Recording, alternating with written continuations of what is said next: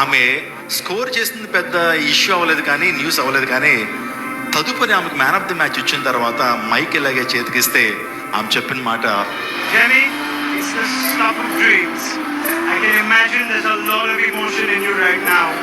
What are your thoughts? Firstly, I want to thank Jesus because I couldn't do this on my own. I know He carried me through today. Yeah, I think initially I was just playing, I was quoting one scripture from the Bible because I had lost energy. I was very tired.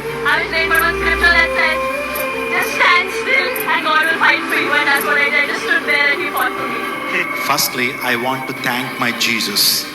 I couldn't do it on my own. I know the carried me. నాకు బలం ఇచ్చినటువంటి వాడు నా దేవుడే. ప్రభువు నామాన్ని ఏం చేస్తుంది? ఆమె మహిమపరుచుంది, ఘనపరుచుంది.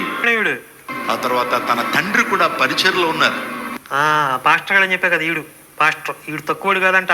వీడు ఏం చేశాడు? కూతురు మెంబర్షిప్ని వాడుకొని క్రికెట్ ఆడిటోరియంస్ ఉంటాయి కదా, అందులో మత మార్పిళ్ళకి సంబంధించిన సమావేశాలు పెట్టాడంటాడు. 30 సార్లు ఏకంగా వీళ్ళని చీకొట్టి తరివేశారు అక్కడి నుంచి. మెంబర్షిప్ క్యాన్సిల్ చేశారు ఆవిడది. ఆయన ఒక దైవజనుడిగా ఉన్నాడు. దైవజనురాల యొక్క కుమార్తె ఏమక్క జమీమా. ఆమె ఏమీ ప్రతిభ కనుపరచలేకపోయింది. అప్పుడు ఏం చేశాడు?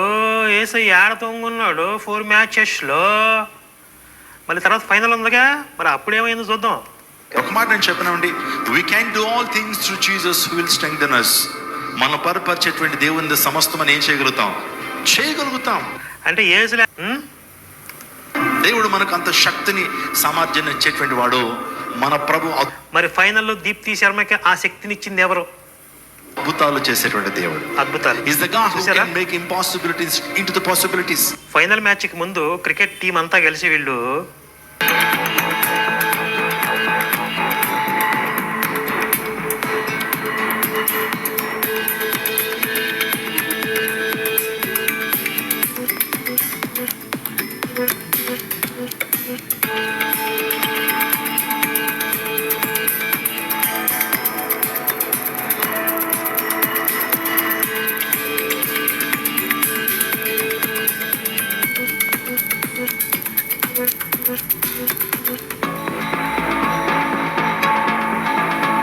గణపతిని దర్శించుకున్నారు. అంటే గణపతి గెలిపించినట్లే కదా ఫైనల్లో. అంటే ఓవరాల్గా మనం సారాంశం చూస్తే జరిగింది ఒక సాధారణ సంఘటన. ఒక అమ్మాయి ఒక మంచి ఇన్నింగ్స్ ఆడింది, సెంచరీ చేసింది. దీన్ని మత ప్రచారానికి ముడిపెట్టింది. ఏసే పీసే అని చెప్పింది.